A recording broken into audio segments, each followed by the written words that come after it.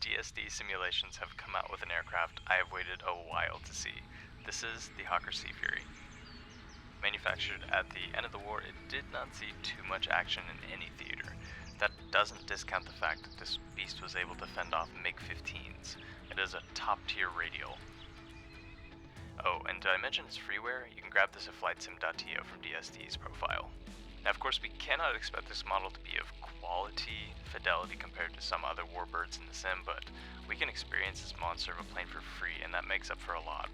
So accordingly, startup is relatively simple. There's no damage modeling or over-priming. It's pretty much plug and play, but that can also be nice. In case you haven't guessed it, yes, we are at Duxford, and we're going to demonstrate the Seafury's airborne capabilities with some tight turns, reverse split S's loops, some wonderful sounding flybys. It's going to be awesome.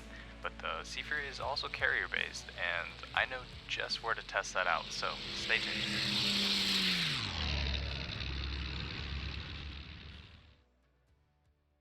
Alright, so on the right side here you can see that we've got our battery switch, starter, alternator, and primer, and on the left side you're going to see our mixture lever, prop lever, gear indicators, magnetos, and the landing gear. And honestly, it's quite simple. That's all there is to it, really. So over here on the right side you're going to just click that alternator button, and in the middle we'll prime it, of course. And I'm not sure how long that's going to be. There was unfortunately no instruction manual that came with the download. And then we're going to hit that starter, and it no longer becomes a silent cockpit. And I have to admit, the sounds are pretty good for something that was ported from FSX.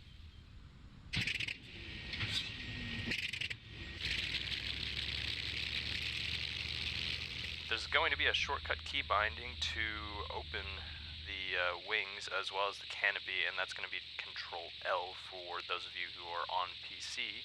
Anyway, we're going to go ahead and taxi out of this hangar here and head over to 29. And in case you guys didn't know already, this scenery for Duxford, specifically the Airshow scenery, is also freeware, so you can get this at FlightSim.to for free. And yeah, it's pretty amazing if I have to say so myself. Now, of course, these figurines and figures over here on the left are static, so I mean, in real life they'd be turning around and saying hello, but that's okay. It's still pretty immersive compared to there not being anyone there at all. So I'm going to go ahead and cut the chatter and let you guys enjoy the sounds of this mighty radial and the rest of this airshow. 115, you are cleared over to 24 left to begin demonstration. Cleared over to 24 left. We'll let you know when we are ready for takeoff.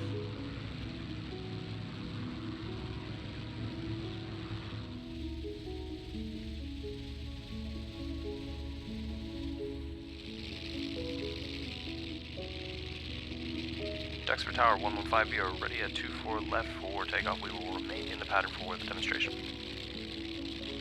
115, cleared to start the demo. Careful up there, give us a good show. You got it.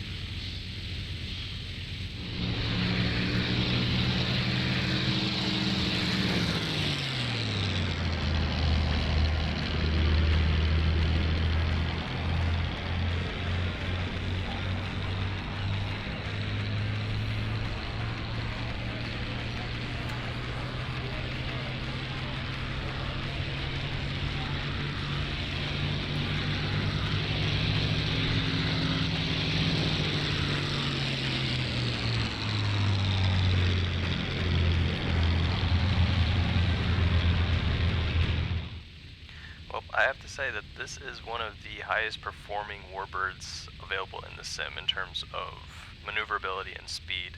It's a blast, but given that it can also land on carriers makes it even better. That's what's next. From Duxford all the way up to the Shetland Islands, this is the Prince of Wales, brought to you by Miltech Simulations. Alright, so as we get on final, up in the menu of the Miltech carriers, we're going to enable the modern arresters, and that's going to give us the ability to hit this carrier even though it doesn't have arrestor cables. Well, normally the F-35 and hovering aircraft are the types that are going to be hitting this deck, but today we are hitting it with the Seafury. So we're just going to be maintaining the throttle to keep us right around 100 knots right when we get over the deck.